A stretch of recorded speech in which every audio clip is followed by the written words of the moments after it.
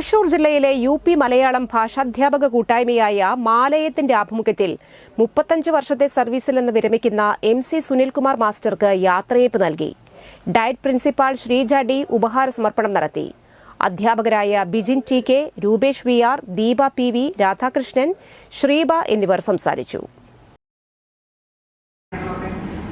ഇനി വരും കാലങ്ങളിൽ അതൊക്കെ വലിയ പ്രസക്തി ഉണ്ട്. ഇനി വേണം ശരിക്കും ഡിപ്പാർട്ട്മെന്റ് തന്നെ ഈ പറയുന്ന പദ്ധതികളൊക്കെ നടത്തിക്കൊണ്ട് വരുമ്പോൾ അധ്യാപക കൂട്ടായ്മകൾക്ക് ശരിക്കും റോളുണ്ട്. ഞാൻ അങ്ങനെ ആലോചിക്കുകയാണ്.